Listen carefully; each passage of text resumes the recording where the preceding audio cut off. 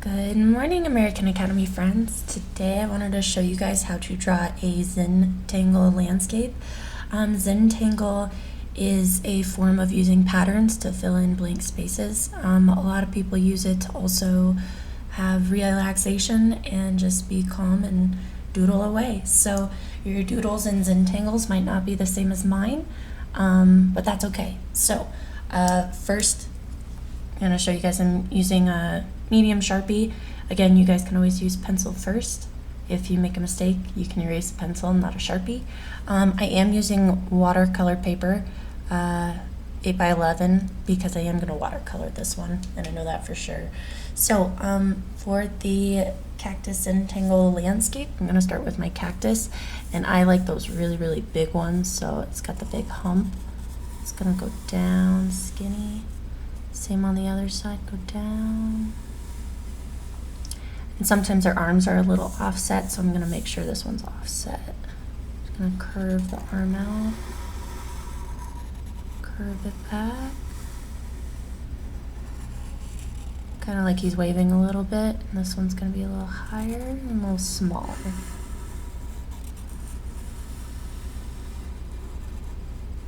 Alrighty. I'm going to stop my cactus just a little bit towards the bottom, that way I can make it look like there's dirt underneath it. So now to start with my landscape, I'm going to do my first hill. I'm going to start over here in the corner, and your hills can be perfectly crisp lines and they can be straight, but I'm going to make mine just a little bumpy. Go behind my cactus, pick my marker up and do a ghost line. Finish it off to the other corner.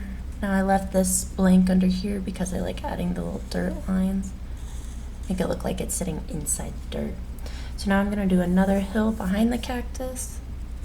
You could do other plants on here too. It doesn't even have to be a cactus. If you're a sunflower fan, those can turn out very, very pretty. I'm going to draw my sun over here in the corner, and the rays are actually going to come down. Actually, I'm going to do my rays this way. Make sure if it touches your cactus, you're going to ghost line it. Call that layering, overlapping.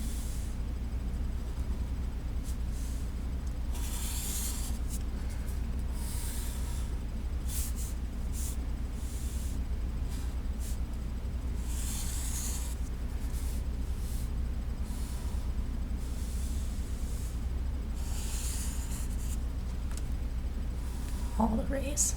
Okay, so now what I'm going to do, oh, I forgot to do my lines on my cactus.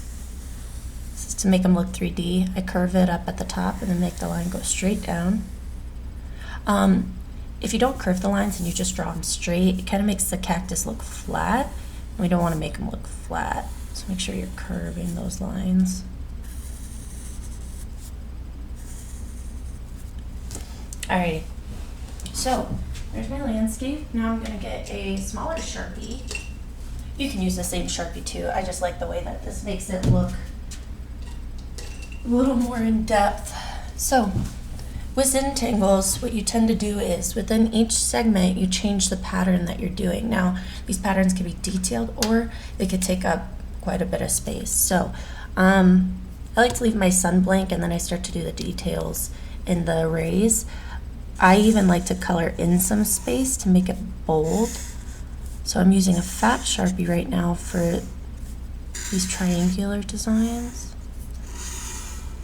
And then what I like to do is take the black Sharpie and color in some of those areas. So I'm actually going to divide that because I don't want it to be too dark. Fat Sharpie is so much easier to color in with than a skinny Sharpie or a medium Sharpie.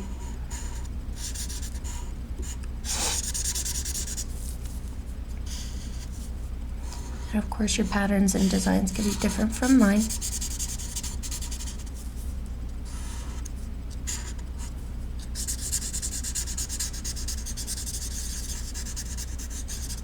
Okay, so there's one of my patterns, so now I'm going to move on to the next area. These patterns could be something that are irregular, or it can be something that's in a mathematical formation like ABC, ABC. But I've also seen patterns where they're just, as long as the form or the shape is similar, it's a pattern. Going behind the cactus here.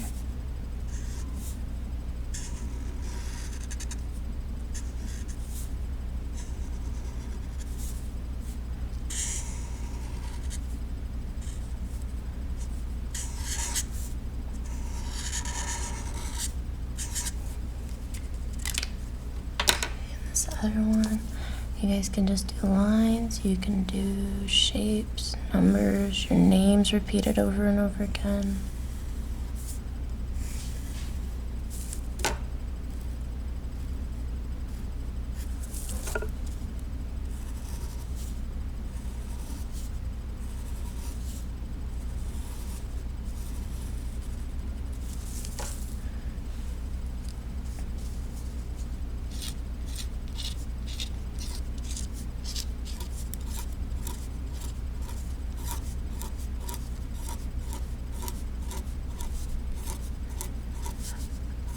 I even recommend looking up some Zen Tangle patterns. There are specific names to certain patterns that are done within Zen Tangles. And a lot of them are used for like 3D forms, and they look really, really neat. So I'm going to finish up adding Zen Tangle or patterns and details to my different segments. I'm going to do it in the sun rays. I'm going to make them much darker, much bolder here in the rock or in the mountain. The cactus I'm going to leave. Maybe in some of these areas I'll do tiny details, but with the chaos and the craziness of the Zen Tangle going on behind the cactus, if you Zen Tangle the cactus as well, it almost becomes chaos just because of how much detail is going on. So to leave something without detail, that makes the viewer look at the object and know that it's either important or that just everything else around it is crazy. All right, guys, I hope you have a great day. I miss you so much. Bye.